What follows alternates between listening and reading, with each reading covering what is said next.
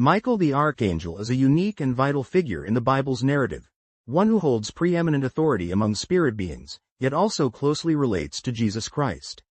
According to the teachings found in their literature and on their official website, jw.org, Michael isn't depicted as a separate angelic entity alongside Jesus. Rather, they assert that Michael is the heavenly name of the one who later became Jesus on earth. In other words, Jehovah's Witnesses teach that Michael and Jesus are the same individual, just acting or existing in different roles at different times. They base this conclusion on a careful analysis of the scriptures where Michael appears. For instance, Michael is explicitly called the Archangel, Jude chapter 9, a term that suggests uniqueness. Archangel means chief angel, implying that Michael stands above all other angels.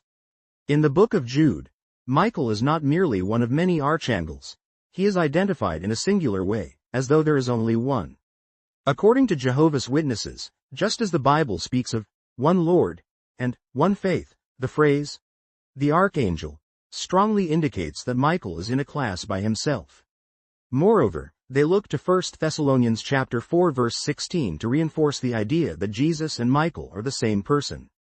Here, it's said that the resurrected Jesus returns, with a commanding call, with an archangel's voice.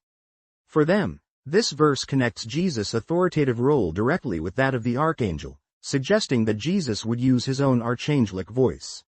The logic is that if Jesus has the archangel's voice, and there is only one archangel, then Jesus must be that archangel, namely Michael. To witnesses, this does not diminish Jesus' divine authority or his unique status. Rather, it clarifies the different aspects of his existence. In heaven before his earthly life, he was Michael; on earth, he was Jesus the Messiah; and after his resurrection and ascension, he resumed his place as Michael, exalted as the king ruling over God's heavenly kingdom. Another key text for witnesses is Revelation chapter 12 verses 7 to 9, which describes a great heavenly war. Michael and his angels battled with the dragon, and the dragon and its angels battled. Jehovah's Witnesses believe that the identity of this Michael, who leads the faithful angels against Satan and his demons, must be someone with supreme authority in heaven, a role that they claim Jesus now holds after his resurrection and ascension. They reason that Jesus, as king of God's kingdom, would be the one to wage war against Satan, casting him and his followers out of heaven. Thus, Michael's leadership and authority align perfectly with the exalted position that Jesus occupies in God's arrangement. Additionally, the book of Daniel provides another clue. Daniel chapter 12 verse 1 speaks of Michael as the great prince who stands up for the children of your people. Jehovah's Witnesses understand this role as that of a royal protector or champion who intervenes in world affairs on behalf of God's people.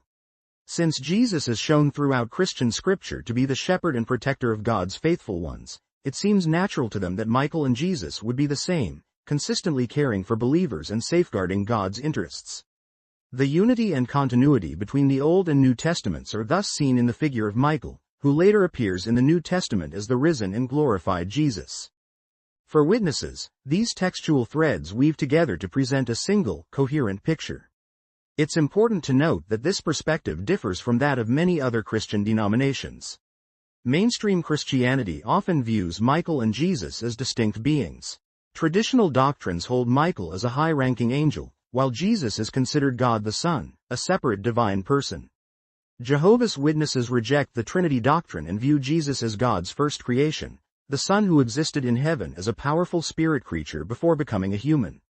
In their understanding, the identity of Michael as Jesus fits seamlessly with their broader theological framework, which emphasizes the supreme authority of Jehovah God, the unique and elevated status of his Son, and the carefully ordered hierarchy within the heavenly realm. On jw.org, articles and study materials often discuss these scriptural references in depth. They encourage readers to examine the context of each passage and compare related scriptures. The approach is methodical. They highlight the unique phrase, the Archangel, underscore that there's only ever one such figure mentioned by name in the Bible, and show how Christ uniquely fulfills that role. In doing so, they do not paint Michael as a separate divine competitor or a mere soldier angel. Instead, they show him as the pre-human identity of the one who would become Jesus, and then post-resurrection, resume that grand, authoritative status in the heavens.